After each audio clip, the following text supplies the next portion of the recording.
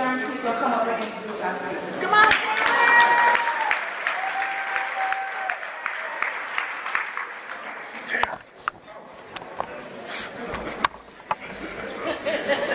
I'm so good. Thank you. Good evening.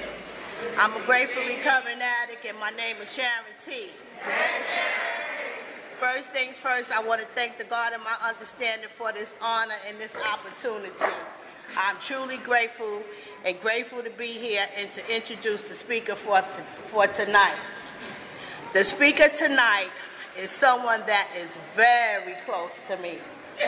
I mean, so close that we each other's eyes and ears.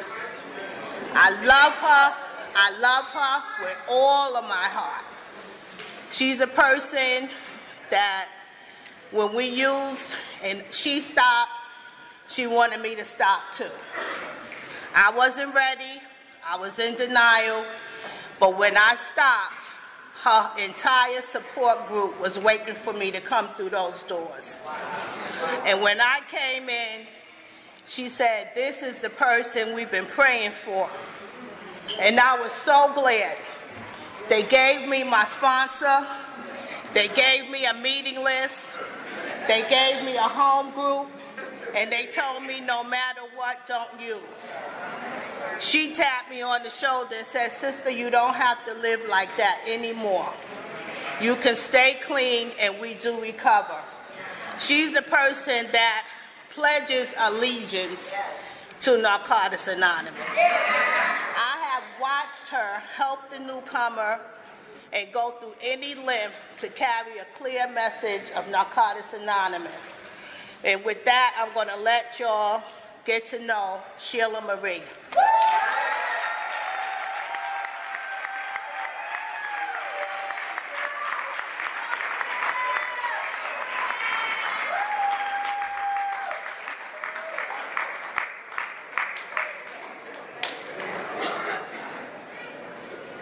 Hi, my name is Sheila Marie, and I'm a grateful recovering addict. And she forgot to say, this is my sister. This is my blood sister, the only one I got. She celebrated 28 years clean 2 days ago. Congratulations. You know, I want to say welcome. Welcome to Narcotics Anonymous. If this is your very first convention, sit back and relax and have a lot of fun. I have a lot of fun this weekend. It's real important that you don't know the person next to you. Get to know them by the end of this meeting. If you know while you're walking down the hall and you see somebody and you've seen them all weekend, it's real important that you hug them. It's real important that you go up to the person that you don't know. And you say, "Hi, my name is Sheila Marie, I'm an addict. What's your name? Can I have your phone number?" I'm talking about the magic is real, and it happens at places like this. You know, listen, they said that this is Bound for Freedom, number 29. So 29 years ago was probably about, anybody here from Bound to One, number 1? Bound to Freedom, number 1. Thank you. Thank you. Thank you. Thank you. Thank you. Thank you, because we don't really know. If you ain't get a chance to do no service on that kind of level, I'm talking about on a Tuesday night, in a small room, it probably was about 6 of y'all, that had an idea that maybe this area can have their own convention so that we can further carry the message so no addict need die or suffer from the harvest of accident. And I thank you. I thank you for your selfless service. I thank you for staying and making it possible that we get to celebrate recovery. So it's real important that we understand what we're doing. We're celebrating our recovery.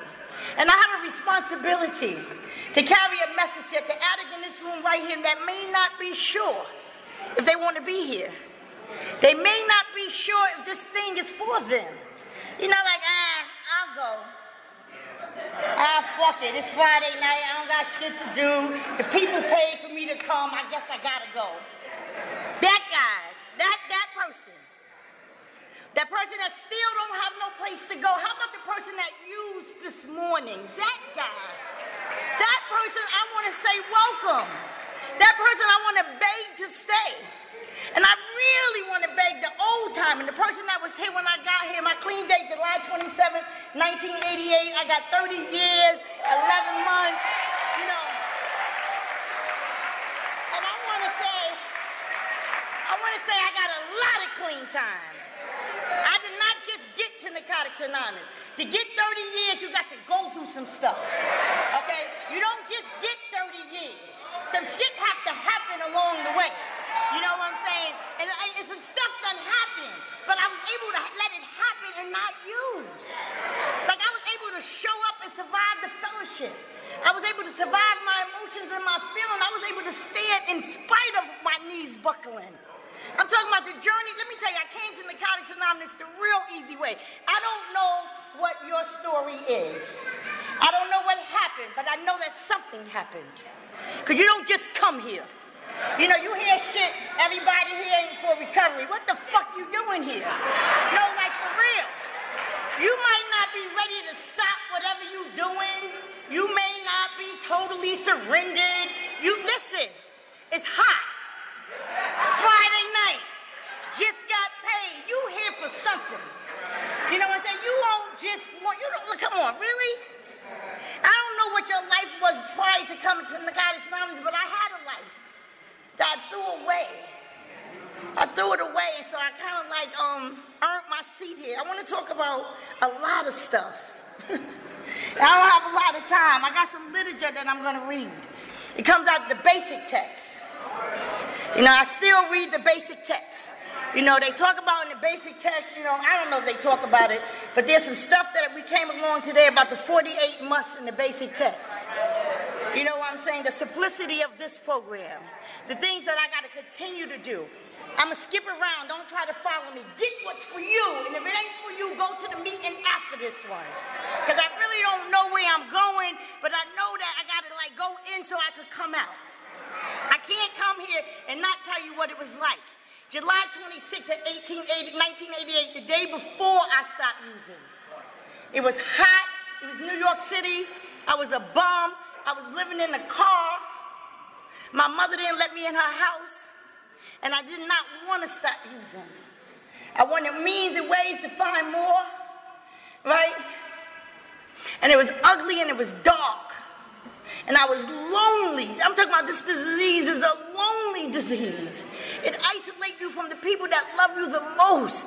It separates you from friends and families. It boxes you into a place where you don't see no way out. Yo. And if you're lucky, and if you're blessed, you get a chance to show up here.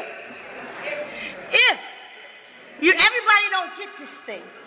I'm talking about when I walked into my first meeting of Narcotics Anonymous, I was standing at the door, and Rennie C. said, yo, we got a real one.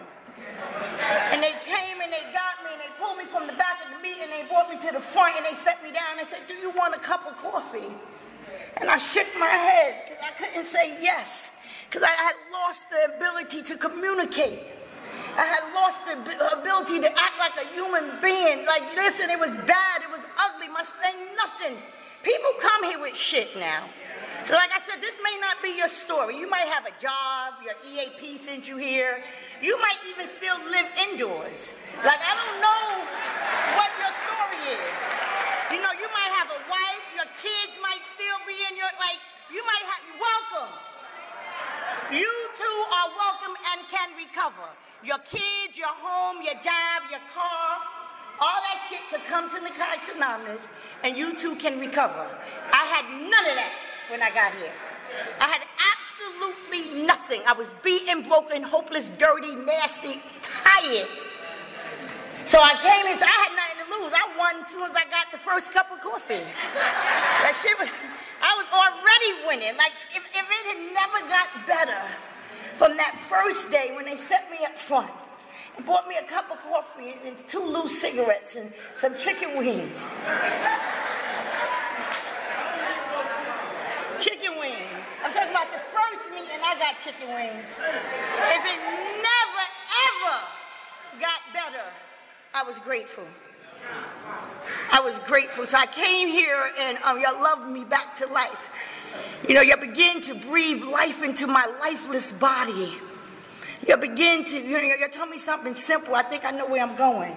They told me to stop using, lose the desire to use, and find a new way to live. They told me to stop using, lose the desire to use, and find a new way to live. And I said, how do you do that? And my sponsor said, pray for the obsession to use to be lifted. And I said, huh? She said, pray for the obsession to use to be lifted. And I said, well, how? She said, pray for the obsession to use to be lifted. Real, and like, well, what? Just pray. So if you still want to use, pray for the obsession to use to be lifted. The magic is real. It really happens. You fuck around here, you wake up tomorrow, you get through the whole day, and you realize you didn't think about using. Something happens, and then that gives you another day. You don't just get 30 years. Some stuff happens. I prayed a lot of days, just don't use, just don't use, just don't use. Go to the meeting, sit up front, call the people that I don't know and say, hi, my name is Sheila, I got your number at the meeting. And they told me to call. I'm talking about ashtray chairs and brooms. I'm talking about the simplicity of Narcotics Anonymous, how it happened in the beginning. So, finding a new way to live is a little different now. See, I didn't know that the shift was going to take place in my recovery, that the same things that the new way to live at 30 days ain't the same new way to live at 6 months. And the 6 months new way to live is not your 1 year how to live. Because remember, now I am operating on a faulty belief system that I developed at 10 years clean that cannot sustain me in 30 years clean. The information is the same, but I have to process it different. But remember, I ain't really like, I'm kind of like stuck because my life is grand and I don't really like to shift. Why can't I just stay right here for a little while? Oh, God, please don't move me to the next phase. Because then I got to let some more stuff go. And I got to keep letting stuff go because I could keep growing. I got to keep elevating in this process. I can't stay stuck. Listen, I love Narcotics Anonymous. Shannon talked about my enthusiasm to this program. I used to smoke crack, right? I smoked crack every day for a long time. For years and years, I smoked crack, I burnt my thumbs, I stayed in the street, I was dirty, I did anything to use. Most of all, I robbed my mother. I've never been to jail. I don't have a jail story because I just stole from my mother, right, and my neighbors, and my mother would beg them not to press charges. So I slept with a lot of strange people and I robbed my mother. That's what I did, right? And that don't mean that it's better or less or more, or sometimes I brag about, I don't have no jail story. Yeah, well, you lucked out. It wasn't like you wasn't supposed to have one. Like, I'll be in a spot. I say that shit like I was an upstanding citizen. I'm talking about the insidious of this disease. I have me separate myself from you to think I'm better than saying I never went to jail. It wasn't because you wasn't supposed to go. Fuck, I remember being in the spot in the cop car, and they busted over everybody down, get out. They tapped me and said, you get up and leave. And it was cold. I want to go with them. Why I got to leave? They all get to get locked up. I don't know where they went, downtown, some fucking place warm. They probably had a bed. They probably ate, all that shit. I didn't get that luxury. I suffered. I fucking walked, they left. Everybody would get in the paddy wagon and I would just fucking be left on the corner again. By myself, lonely. Yo, it was horrible. I remember, I'm telling you, I got to tell my story. I don't know what else to say. I hope you identify with the desperation that the disease of addiction will find yourself at and you come here and recover. That you too can recover, that the joy is real, the freedom happens, right? I called 911 and I said, I need to press charges on myself. No, true story. And I'm not saying this to laugh or none of this shit. They said, excuse me. I said, I'm a prostitute. And I wasn't even good at that. I was the worst. I wanted to talk to the trick and shit. Like, what's your name? What's your sign? let me tell you, I was a Girl Scout. I didn't tell you that. I grew up in the church. Like, I wasn't built for hoism. Like, my mother wasn't a hoe. I ain't had no aunts that was a hoe. Like, it wasn't passed down. Like, I might have been the first official hoe in my family, right? So, I didn't have, so everything I learned from the other hoes, right? So, it wasn't, no, I was the worst. I was the fucking, you know how when you're men or women, you pull up on the block, they sometimes have a choice of who you want. They never ask for me. They never say, yo, come here, Gig Slim, come here. Because I would say shit like, you want to go to the movies? No! Listen. It was not nice for me. I come from a dark, lonely place. You know what I'm saying? Because I had to make it all right. See, I wasn't all right. Like, I needed to be comfortable even then. I'm talking about caught up in the grip of the disease. There was something in my spirit that said something may be wrong. That you can't just do this, right? So I came to the Narcotics Anonymous the easy way. That's what I'm trying to say. You know, so for the people that's not sure, that you still think you got another run. Yeah, no, I'm talking about beat up, broken, hopeless, desperate, dirty. I got here and y'all loved me. Thank you. Thank you. Thank you. Thank you. Thank you. Thank you. Thank you. So I get to stay here. I believe in Narcotics Anonymous. I believe in our literature. I got one Narcotics Anonymous sponsor that has a Narcotics Anonymous sponsor that make Narcotics Anonymous meetings on a regular basis. I have a home group. I make that meeting every Friday night. It's a working step. We meet Friday night at 7 o'clock on 42nd Street in Michigan. It's in Indianapolis, Indiana. If you're ever in that area, you're welcome. Please come. Bring your books with you. We read paragraph by paragraph and we talk about it. You know, please come. You know, I'm in an area that's a lot of different. I got clean in New York City. I got clean in Brooklyn. I stayed in Brooklyn. My first one, Brooklyn, BK, baby, represent. Yeah, where you at? That's right. So check it out, right? My first 25 years, I was in New York City. I got clean in New York. You know, I think, wherever you go, wherever you recover at is the best recovery. Let's not get that twisted. Your home group should be the best home group. If not, then get another one. Right? I only can tell you about the people who I got clean with. I only can tell you how it happened for me, right? So it was a lot of fun. It was a lot of love. It was a lot of, and I'm not going to say it was different because it was what it was supposed to be at that time. I don't buy into the recovery thing is different now. I don't know what that means. People staying clean, how fucking different can it be? They still come. They still pick up keychains. They still go to coffee. They just don't ask us to go with them. So we say it changed. I found out that there's people still going to the diner after the meeting. But they think that I don't want to go because I got 30 years clean. So somewhere in the literature, the must of the program, that I must fit in here. See, I must invest in this fellowship. This thing ain't, I gotta show up at the meeting and tell you who I am. I gotta say, hey, where y'all going? I mess around, fuck around behind this 30 years and think that you're supposed to recognize who I am. We're talking about the loneliness of the disease of addiction. I'm talking about how it will isolate you to a place because don't you know who I am? I'm sick and suffering on any given day, but most days I'm recovering. Ooh, most days I'm in God's grace. Most days God is in the box.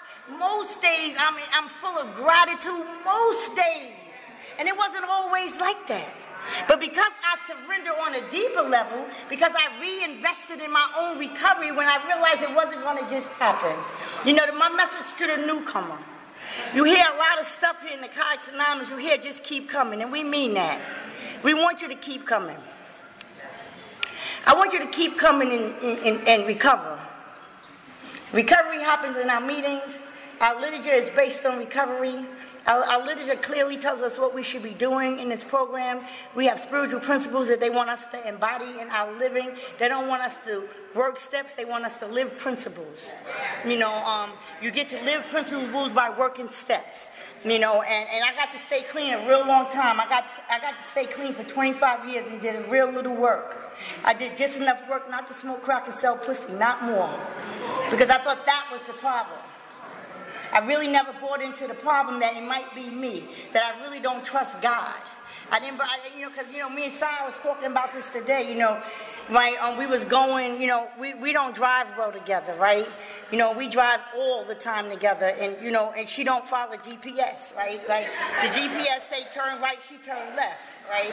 And, like, I have a problem with that. And, like, I be like, yo, the shit said right. Why you going left? She say, oh, that right? Yeah, that right. It's only one right, right?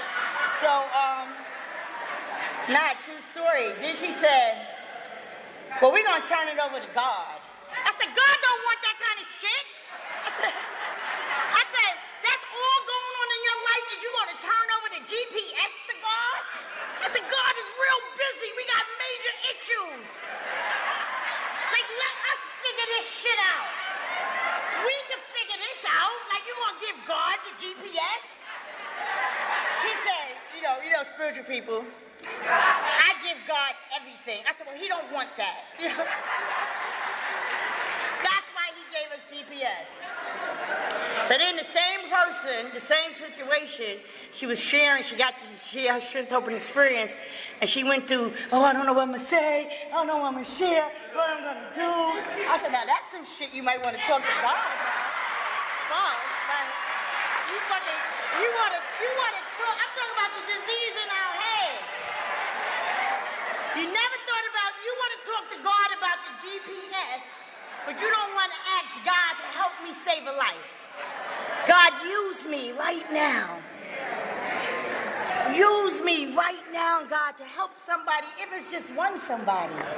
If somebody leaves this room feeling a little lighter, a little better, if somebody leaves this room and say, me too. Somebody leave here today and say, yo, I'm not going to use no matter what happens or don't happen, whether he stay or leave, if he come back or don't come back.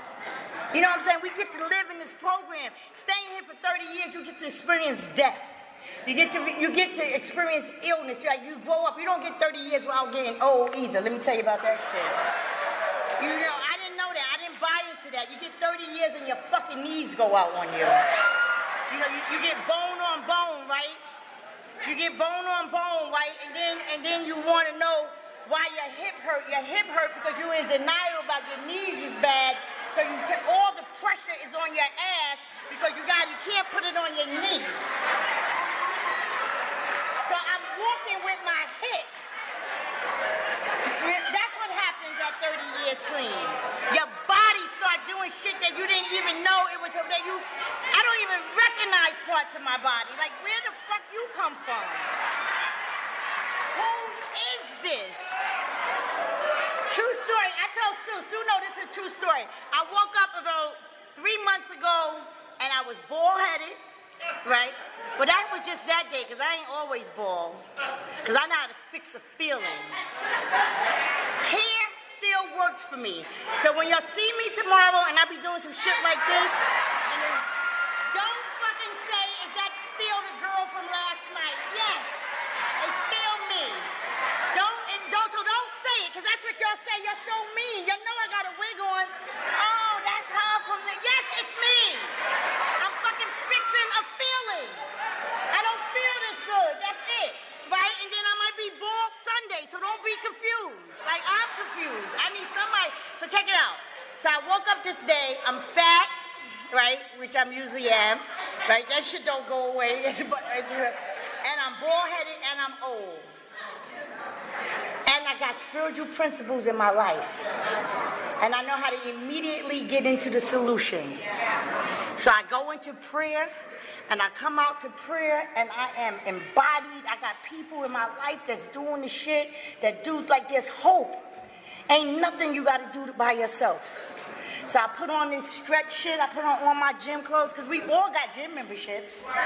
Like they open, Planet Fitness open because of addicts. You know, fucking $10 a month. Like, you know, Planet Fitness stay in business for us. You know that, right? We should invest in that shit. So I put on all my gym shit and I'm gonna go to the gym because I immediately moved to the solution. Like, you can do something. You can't grow hair at the gym, but at least you work out, you feel better, you know, you live longer, da-da-da. So I'm driving to the gym, I get to the gym, and right by the gym, there's a tattoo shop. Oh, I told you, Sherry, right? Yeah. So there's a tattoo shop. So I look at the gym, because I'm trying to fix a feeling. I need to feel better right now. And I look at the tattoo shop. Ain't never been in a tattoo shop, don't know shit about tattoo, ain't never worn a tattoo. But it looked a little bit easier than the gym.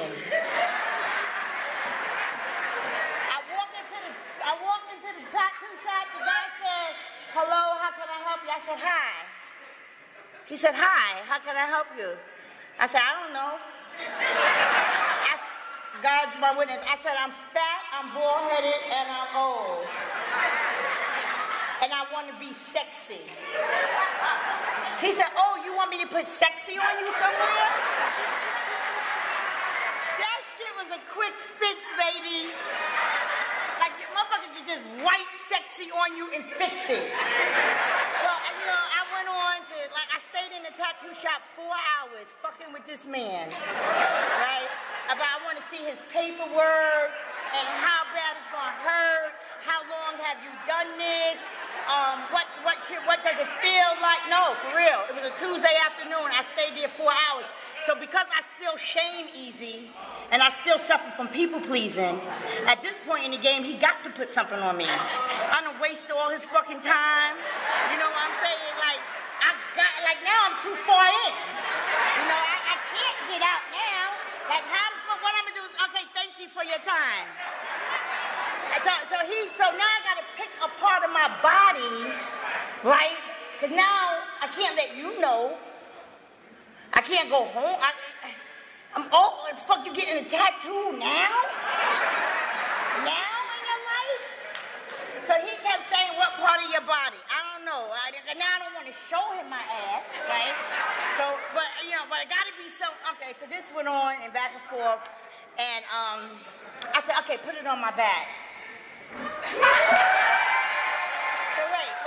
So wait, now there's more to the story. So I don't know what to get. I don't want it hard. I don't want it rough. It needs to be effeminate. I don't want to look like a man. I don't want to shit. I don't want to say nothing. You can't see it. That fucking man, he was like, miss, I'll pay you to leave. Just leave my shop. No, I want it. I promise I want it. I really want it.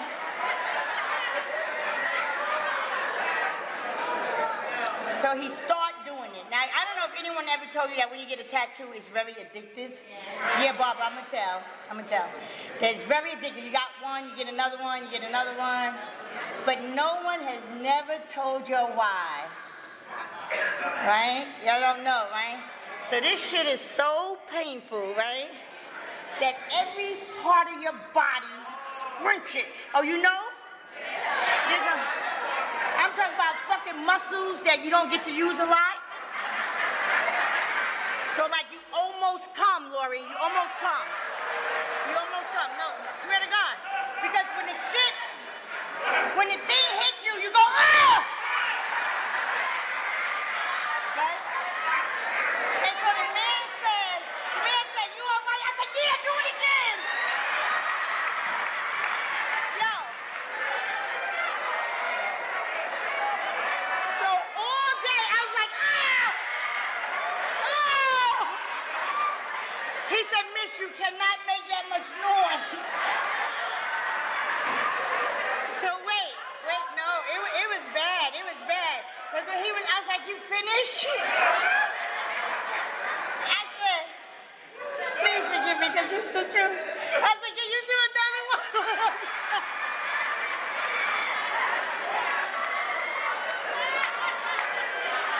He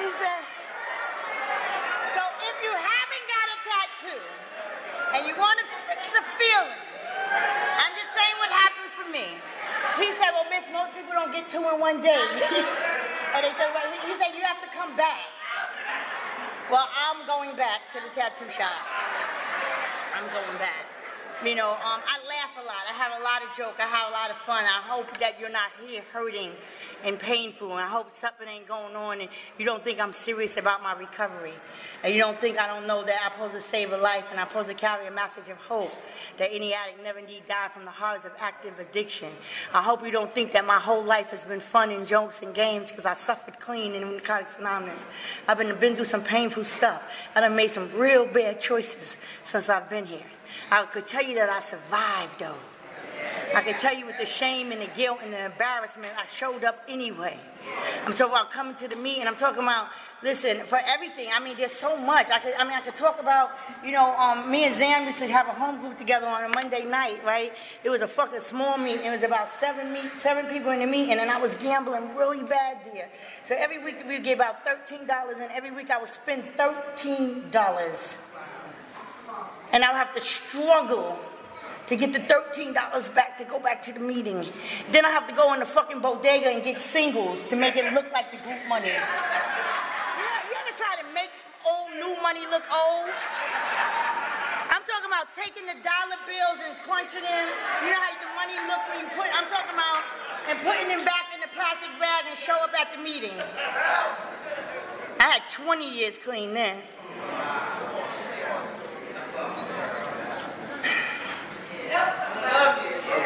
Yeah, man, it's you know, I want to talk about my friends, and I can't name them. You know, we decided we wasn't going to name nobody. It was because I'm going to forget somebody. I got the best friends in the world. The best. I got some people in my life that I don't no longer wonder why they love me. Today I've moved and grown to a place that I know that I'm lovable. I know that I get what I give. I know that most of the time I'm genuine from my heart. Our literature talks about how we always, rarely do we ever do shit without a motive. I know that that I need to be loved. I know that love is what moves me. That it's in, you know, I hear people say shit, I don't care what you think about me. I do. I want when I leave the room, I want you to say nice shit about me. I care, and not so much for you because I want to be pleasing to God. And I can't, if you're saying fucked up shit about me, God hear that too. Some of it got to be true. Ain't everybody saying you a bitch. Everybody fucked up with you, something might be wrong with you. So I tend to go the other way. I want everybody to say I'm nice. And everybody's not going to say that. I'm getting tired already, but I want to talk about service. So, I pledge my allegiance to Narcotics Anonymous, and I love this fellowship.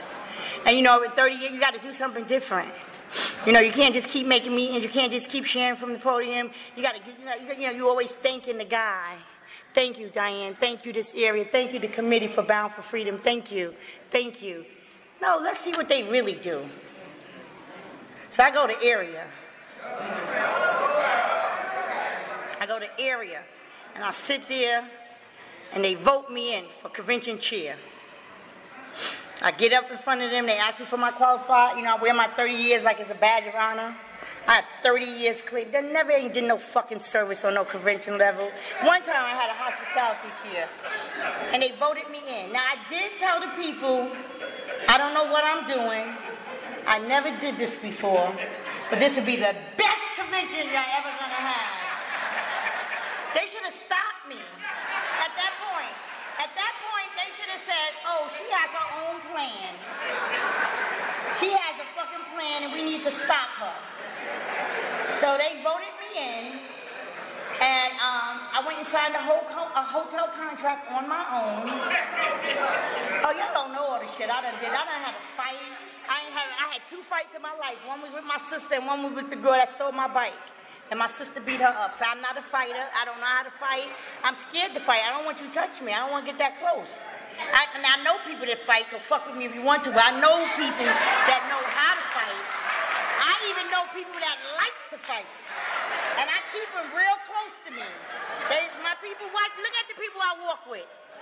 They know how to fight, and they will fight you, right? So I don't know how to fight, and I didn't know that was a prerequisite to joining service. Like, I didn't know, like, know how to talk. You have to keep people up off of you. Don't act like, oh, that don't happen at your committee meetings. So we at the, so now, you know, I'm doing all kind of stuff, and I'm not reading no concepts. Let's tell the truth. So the people saying, well, concept number 4 say, concept number 10 said we could address you, any redress. The concept is like, you know, I know some of them now. Shit, they don't, if I didn't know them that day, goddamn, ask me about a concept today. Which one you want to know about? Because those motherfuckers start throwing concepts at me, and traditions, and policies, and I was a fish out of water. That 30 years was not flying, because I had the girl with 4 years who'd been in service her whole 4 years that knew the concepts backwards and was whipping my ass with them. She was whipping my ass. You can't do that. You can't do this. This ain't your convention. You only the chairperson. We can vote you out.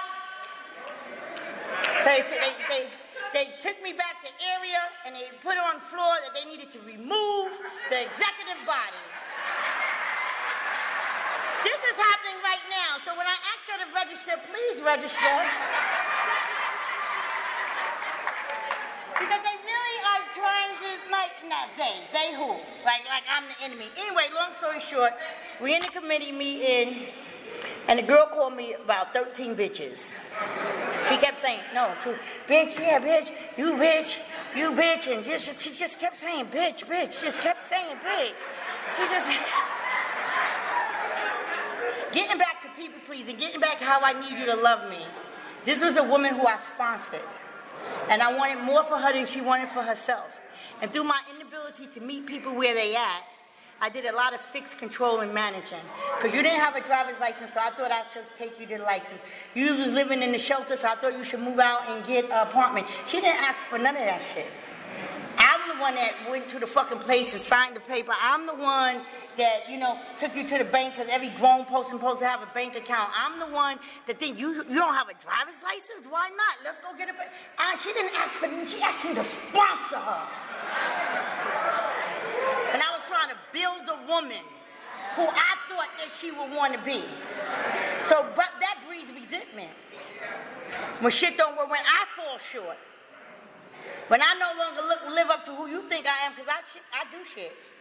And I disappoint you. I'm not perfect. So once I disappointed her, she was like, first of all, she didn't want none of that shit, right? You can't, people want to, so she's in the meeting, and I'm a lot of bitches, and bitches. And so I say, this is what I said. I said, is the reason why you calling me all those bitches because you don't know another word? She flew off that fucking table. It was a big conference table. She flew. Like, I was like,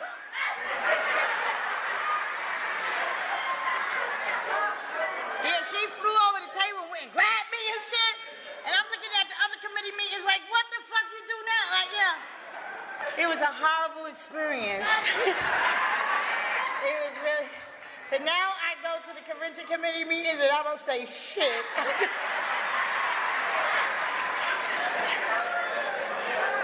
give my report and I stay in my lane. I believe in this program. Oh no, I mean, let me tell you, because you know I'm telling the truth. I went to area and I said I feel threatened. You know, they said they read the policy. Did she use? No. Did she steal money? No. Did she not do her commitment? No. She threatened me. Okay, you'll be all right. I said she attempted to cause harm to me. There's nothing in my area group booklet about, right, they could just do that. Oh, that's all right? So that's the kind of shit y'all should have been sharing from the podium when you tell people to get involved. So let them know that you could become part of the convention committee and get assaulted. Nobody says that shit. Nobody told me that. And you come back. And you keep coming. And you still don't use.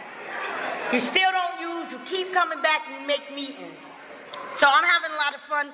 The commitment is over in October. My convention is October 11th through the 13th. Please come support Central Indiana Area Convention of Narcotics Anonymous. We recovering there. It's a small area and we need your support. How I got to Indiana, real quick, real brief. I got clean in New York. I was clean for 25 years, and I stayed clean for a long time, and I did real little work. I did just enough. I made meetings. I went to every function. I was at every convention, and I just showed up. And I was dying inside. I wasn't doing the work that changed. I wasn't doing the fundamental work that requires to take place in order for a spiritual change to happen. I didn't do that kind of work. That work seemed hard. That work required a different kind of honesty. I had no problem telling you my business. I got to Narcotics Anonymous. It was real easy to talk about. I stole from my mother. I slept with strange men. I was a bum in the street. I lived in a car for years and years. I told y'all that. I didn't know what else to tell y'all. And y'all told me too. And that was safe. But I wasn't able to tell y'all that. I still didn't feel like I was enough. I wasn't able to tell you that I wasn't measuring up to my dream, that I've never forgave myself for being a crackhead. I couldn't tell you that. My people had dreams and hopes and aspirations for me. So I was hiding behind false images. Like, I was getting new cars, and I was living well, and I was traveling, and I was buying shit, and I had a whole lot of things. I had a whole bunch of stuff, and I was putting all the stuff in the God box. Shoes, money, men, gambling, food, sex, money, food, sex, everything was in the God box. Everything was in the God box except God.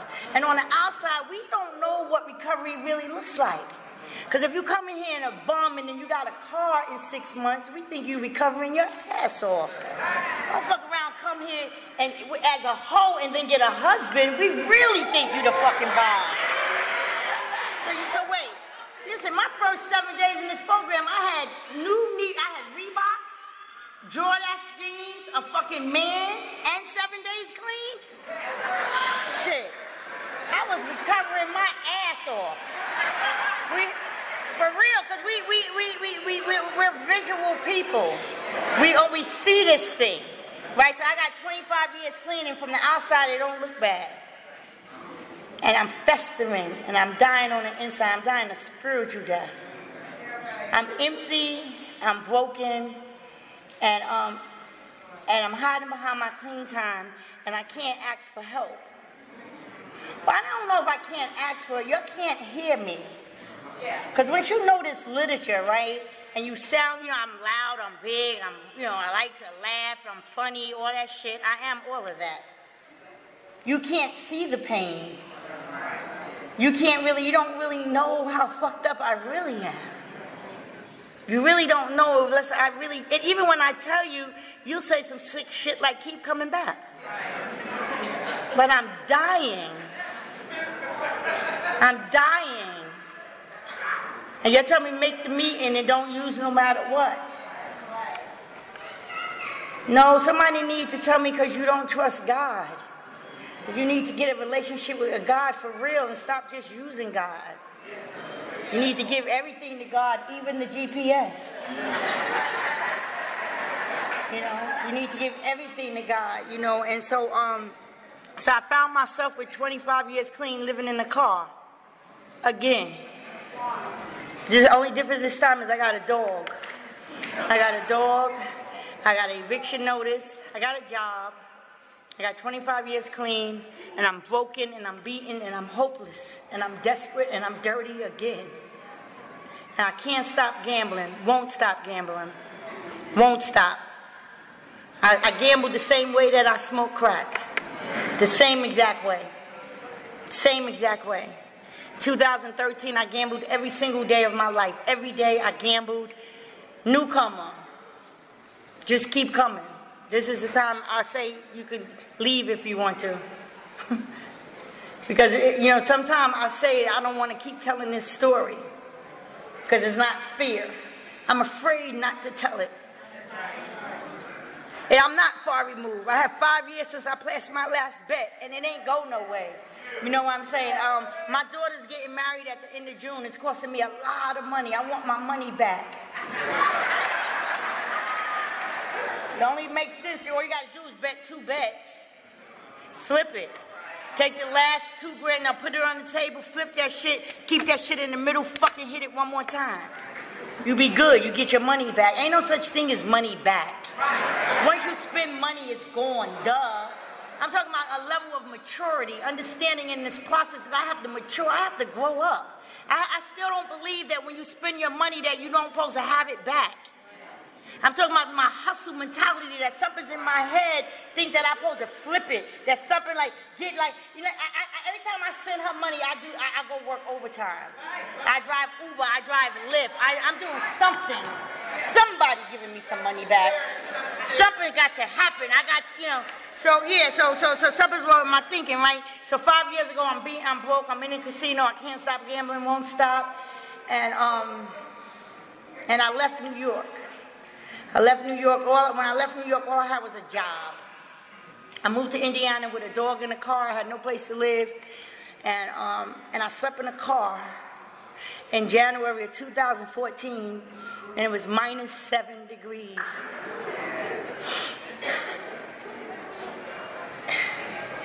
And Saida said, they put you in jail if you keep the dog in the car. She ain't say shit about you. She ain't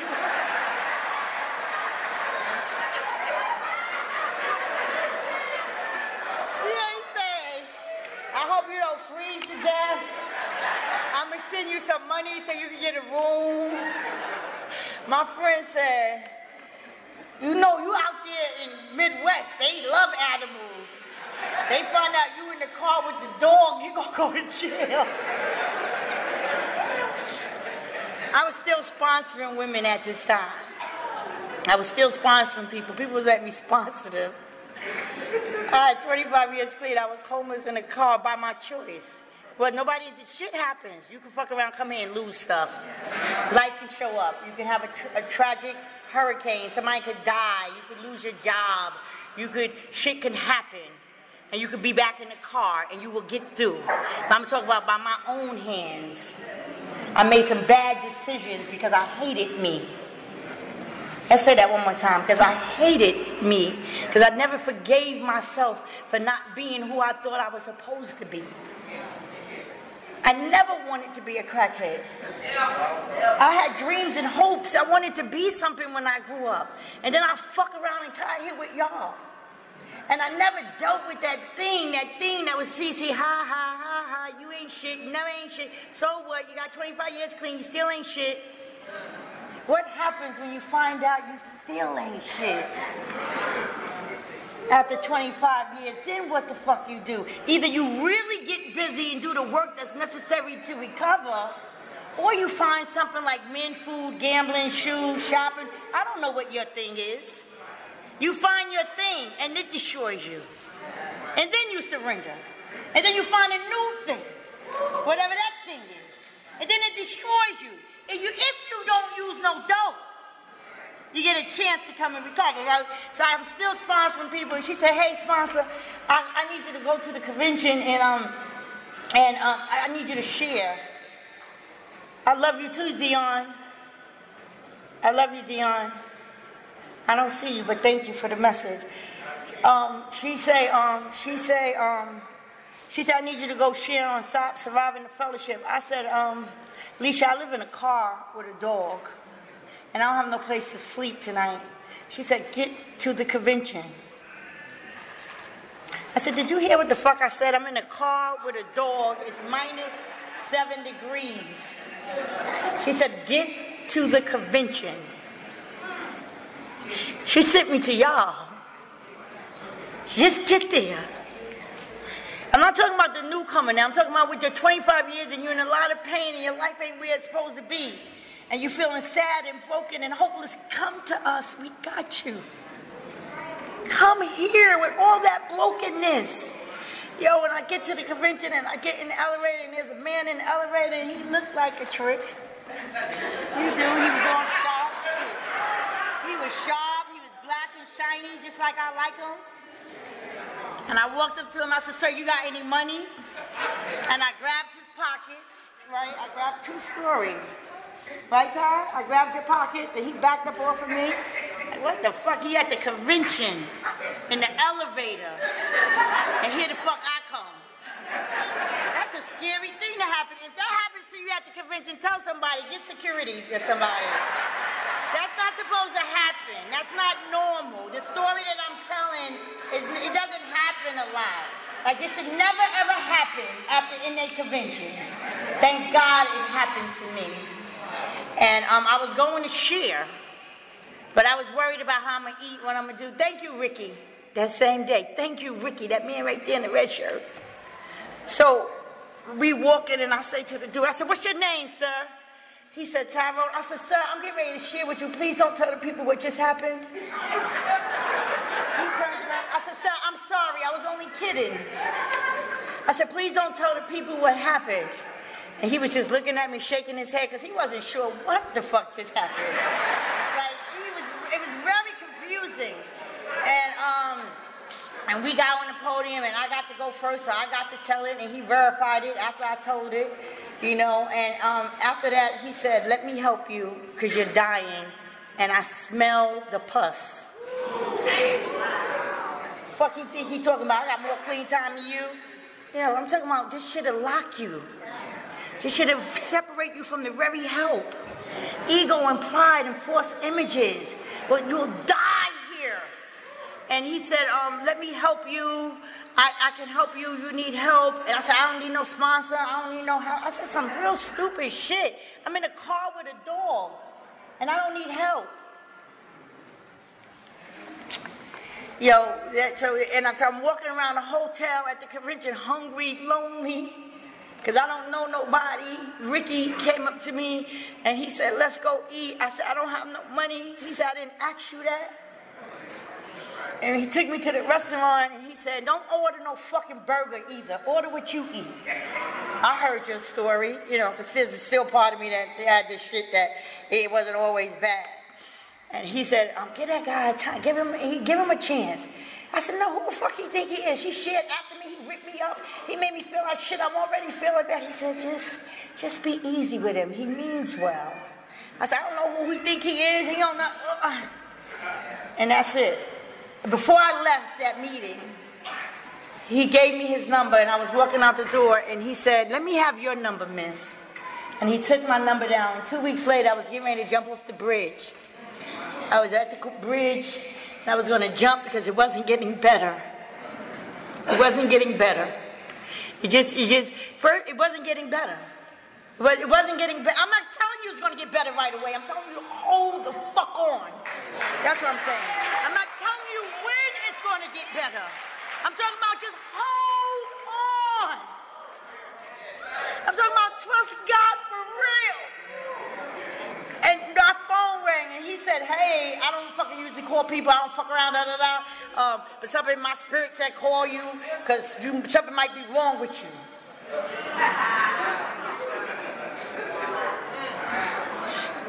The God I serve. God I serve. And I cried for about 20 minutes. All I could do was scream. The same way with the tattoo. Ah! Ah! I'm a screamer. And I screamed and I screamed. And when I was finished screaming, he said, you finished all that shit? Cause I said, yeah, I don't know. He said, I need you to read the 3rd step, the 7th step, and the 11th step and call me back. I said, huh? The fuck, I'm good. He said, I need you to read 3, 7, and 11 and call me back. I said, no, but I don't have no place to live and I'm cold. And he said, I'm going to make a phone call, but in the meanwhile, I need you to read 3, 7, and 11. And I read 3, 7, 11, and I called him back. He said, well, call this girl. She knows some people that got an apartment. He said, but I said, okay, now what else you want me? He said, because shit is starting to happen quick. Shit is happening now. I got some hope. Somebody might rent to me with my repos and my dispossessed and my fucking 200 credit score and no fucking all the money I got in my pocket. I might be able to get in someplace, right? Something might happen. And I called him back and I said, okay, like now I'm ready to take direction. You get beaten, you become willing. He said, no, I need you to read 3, 7, and 11. No, sir, I already did that. He said, no, I need you to. So for about 30 days, this man told me to read 3, 7, and 11. So finally, because we get better quick, it don't take long. I said, well, I think my problem is in the 4th step. He said, yeah, I can sponsor my stuff. I got a lot of time. I said, I've been here. I said, I think it's in the 4th step. He said, baby, you don't trust God. He said, I can't help you. If you don't trust God, how can you hopeless. And I said, I trust God. He said, no, because all that shit you do ain't what people who trust God do. And it was the first time in my adult life, in my recovery, that I realized that my relationship with God was bogus. It was the first time in my adult life that I realized that my 3rd step prayer was bogus. That I had no idea what turning it over. I'm not talking about turning it over and taking it back. I'm talking about not really ever turning it over. I used to share that fly shit. Oh, I turn everything but my man and my money over. No, I wasn't turning over nothing. My spirit was broken. I was in total control of my life. Anyway, with 3, 7, and 11, I can't tell you what has happened to my life. I'm staying in the posture of humility, staying in the posture of God can, I can't, staying in the posture of God, what do you want me to do? Where do you want me to go? What should I eat today? God, help me right now. Thank you, God. Thank you, God. Thank you, God. Thank you, God. Where should I go, God? Should I do this, God? What happened? I graduated. Let's move on. I got a few minutes. So in the last 5 years, I purchased my first home. My first 5 years, I graduated. The last 5. I graduated from college. I'm talking about my first 5 years. My last 5 years in recovery has been like on steroids. I have accelerated in a place. I have grown in leaps and bounds that I cannot explain. I've done the hard work. I come early. I stay late. I got new home. I tell you, I fucking do service on a convention level. I'm not just saying that I do this. I travel this whole world trying to carry the message of hope because it's not just me. When I was in the casino, y'all was in there with me. With your NA t-shirts, your medallions. Yeah, it was, right? You was there? You was there, right? Hugging, speaking. We go like this at the casino. We go like, we don't even fucking speak to each other. Until somebody get broke. And then when one of us get broke, then we want to come and talk about who was at the anniversary. And, and you going to the convention in Charlotte this weekend? You just saw me. You didn't say shit to me. Because you had money. Now you broke, I'm broke. Now we're going to walk around and talk about what meetings we used to make. Gambling is legal. Let me say that. And everybody who gamble don't have a problem. I am not the anti-gamble poster. Go gamble. Have fun. Enjoy. At some point it was fun. I'm talking about what happened to me. So I show up now to Narcotics Anonymous with a new zest for life. I show up here with a grateful heart. I share up here asking God to use me. What can I do to service God? If you're new to Narcotics Anonymous, you're not really quite sure what this weekend is about, I'm going to go back to what I said from the very beginning. Meet a new friend. Go to the dance tonight. If they're having a dance, go to the play. There's a workshop. My man Mo is going to be sharing at 10:45 tonight. Go hear Mo share. Come meet Coco. This is her hometown. There's people in this program that's been here a long time. We got Francis J., my predecessor. Thank you for staying. Oh, and you married? Oh, right, you friends to somebody else now. Yes, you get married. You get married here. You get married here. No, and I'm saying, I'm not going to start naming names because my mother is at the convention. My friend Saida's mother's at the convention. Shit happened. Let me tell you, last thing, and I'm going to go. So you come here, you get a life, you get people. Please get involved. Lynn, I love you. Get involved. Get some people. They become your family. Charlene's coming to my daughter's wedding. She's buying a plane ticket and flying to Texas because she's my friend. My mother saw her today. She said, I love you. I'm talking about what happens if you don't got people in your life that your mother loved. See, I'm talking about what happened in this fellowship. I got people in this fellowship that my mother was happy to see. And it's only through coming to Narcotics Anonymous. I love y'all. Thank you, Bound for Freedom. Thank you for letting me